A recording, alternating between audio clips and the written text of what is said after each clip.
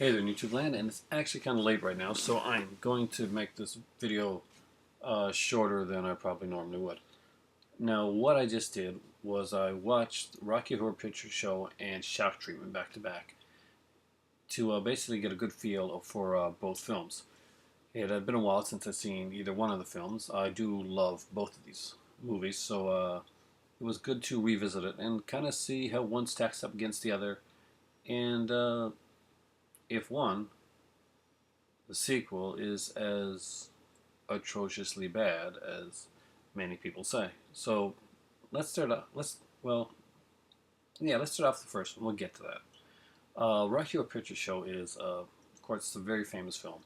Uh, Written by Richard O'Brien. It was a stage play that became a phenomena, that became a film, that became an even bigger phenomena where it became a cult hit, a midnight showing thing where people would go in and there would be certain steps and things you would perform in there, throwing toast at the screen, just a lot of really different cool stuff. It became a really big cult hit. The movie itself starred Susan Sarandon, Barry Bostwick, and of course Tim Curry in the role of Frankenfurter, a role that would kind of like be fantastic for him and it would haunt him away for years to come. Now, of course, Richard O'Brien is in it as Riff Raff. We have Patricia Quinn as Columbia, and Little Nell, who I absolutely love, is I don't remember what her character's name is right now, and I'm actually really too tired to look it up. But she's the tap dancing. I just was absolutely enamored with her, and would become more so afterwards. Now, the basic plot beyond Rocky Horror Picture Show, and it's pretty basic, is that Brad and Janet are a couple that have just come from their some of their friends, two of their friends' best friends' wedding. Now, after the wedding, Brad takes out a ring. He proposes to Janet. And they decide that to kind of like go see their college professor that they pretty much met in his class, and let him know the good news about the fact that these are two of his favorite students, and they're going to go there, and they're going to let him know that they're getting married, and invite him to the wedding type of thing. Now, unfortunately, the car breaks down, and there's some bikers that you see along the way that just go on. But Brad had remembered seeing a castle just a little bit down the road, and Brad and Janet walk to the castle, where they're met with a hunchback servant by the name of Riff Raff, and they go inside when a dance called the Time Warp is about to be done. They soon meet their host, who is Tim Curry. He's played by Frankenfurter. He's kind of a transvestite character. All we know about him is that he's from transsexual Transylvania, and he doesn't seem to have a sexual leaning one way or the other. He's just pretty much a decadent guy that wants to have fun. Now, they're whisked up to his laboratory, and Frankenfurter basically has just made a man, literally, by the name of Rocky, and that's pretty much his Frankenstein monster. Except Rocky's this chiseled, blonde, kind of like a beach muscle type guy, muscle type guy, and he well, and Rocky wants to have his way with him. All of a sudden, this biker that we'd seen earlier, slightly Eddie, kind of breaks in and goes into his song, and it's more of a 50s style rock song, and it's Meatloaf, the singer Meatloaf, that does it, and actor too, obviously. He's killed by Frankenfurter in a kind of a little vicious scene that my son, when he was a kid, used to be bothered by. He wouldn't watch the movie at the time because of that, but he actually grew to like the film afterwards. But anyway, after that, basically, Frankenfurter seduces Janet, and then he goes on to seduce Brad. Janet sees Brad in the middle of the seduction, and goes and finds Rocky, who she seduces herself. In all this mix-up, Everett Scott, the doctor that they were going to go see, their teacher, comes to the door, and we find out that he's not just any doctor. He's working with the government on alien affairs, and Frankenfurter is, in fact, an alien. Frankenfurter captures them after a dinner it's kind of like hinted at that maybe the meat they've been eating may actually be poor Eddie himself, and he uses a transducer on them to fix them into place until they wake up dressed up all like Frankenfurter in the kind of like the garter type outfit, and proceed to go into like almost like an orgy within a pool where Frankenfurter talks about the origins of his love for pleasure. At this point, Riff Raff and Columbia come into come in, and they're dressed very differently. Now he's become he's standing very straight, and he's become the boss. And at the end of it, well, Rocky is shot and killed. Frankenfurter is shot and killed. The castle, which is actually a spaceship, ends zooming up back to where it was before. Dr. Everett Scott, Janet, and Brad are lifting the rubble to pick up the pieces of their life and all the stuff that's happened in between. It's not exactly the most happy ending in the world. The songs in the movie are fantastic. And it's a pretty simple film. But remember, this was a stage play, so the whole set pieces of it are kind of pretty simplistically done from like one shot to the next. You can tell it's a stage play, but it doesn't affect the movie at all. This movie is a cult classic for a reason. The songs are very catchy. They're easy to remember. They're ones that stick in your head, and some more than others will you'll be singing for days afterwards. And that's a really good thing when you're watching a musical. You want to have good music, and this one has really good music. Rocky Horror Picture Show gets the do I think it's overrated a bit? Sometimes I do actually think it's overrated, but it's a fantastic film. So how do you overrate something like that just manages to go above and beyond? It's not a movie for everybody, but for the people it's for, it's an eye-opening awakening for a film, and I can see it being like a favorite among like teens, college students. When I was a college student, I loved this movie. I used to watch it all the time, and just basically anybody that likes just fun films. It was pretty much a throwback to the 1950s era of a science fiction. Hell, even the sign at the beginning talks about that fact, and it's got a like 70s twist on it. Overall, I loved the Rocky Horror Picture Show as much today as I did back then. So how did the sequel, Shock Treatment, stand out? Well, Shock Treatment had a difficult genesis.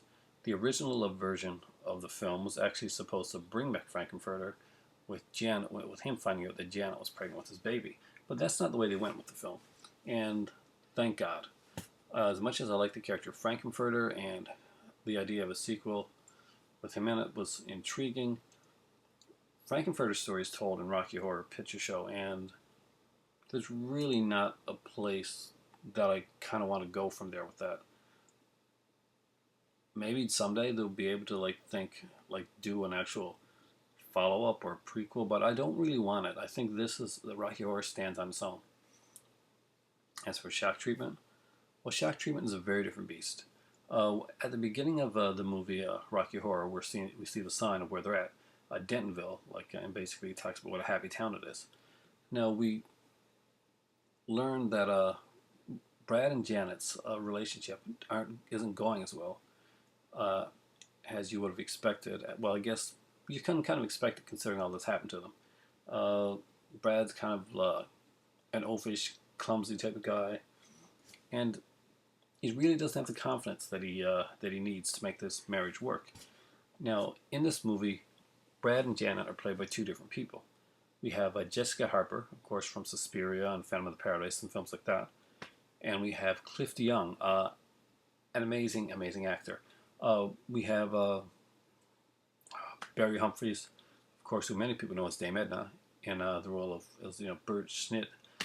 Charles Gray comes back. He was the narrator in the first film. He's in this film as well, not as the narrator. He actually has a character. Patricia Quinn comes back. Little Nell comes back, and my God, she is utterly beautiful. Every time she's on the screen, you cannot take your eyes off her. She is gorgeous, just amazing. And we have, of course, Richard O'Brien as the Doctor, and well, Cliff DeYoung plays two parts. Society has changed. Dentonville has changed. Everything has changed for Brad and Janet and everyone around them. Now everybody's into basically TV shows. They all kind of almost live into a TV station. Everything has a show. Everybody wants to be on a show. Everybody wants to be part of a show or be in or star in the show. And the whole idea behind this is the mysterious character of Farley Flavors, taking Brad away from Janet and slowly corrupting and seducing Janet into becoming this media celebrity, this reality show just monster almost, the kind of like the beauty that you love to hate in all those like reality shows that some people watch. But you have to remember one thing. This movie was made in 1981, long, long before we had things like Survivor and Big Brother and all kinds of the Lifetime crap and stuff that we get, like that horrible show like with Tyler and Tiaras and Duck Dynasty and crap like that, where everybody nowadays has a reality show or can or even host on a channel on the internet. This was long before that, but this movie resonates more today than it did back then. Actually, this film, Shock Treatment, was so freaking far ahead of its time. It is insane, and it's almost scary how much he predicted the way society was going to go. Certain things made this. I mean, like a actor strike made them have to shoot the whole film inside of a studio, and that made them change the movie around a bit so that all of a sudden their set pieces were going to be TV shows. They all became like kind of reality TV shows that people were in instead of like houses and stuff like that. And it works for the film. It really, really works well. But so, how does the story play along?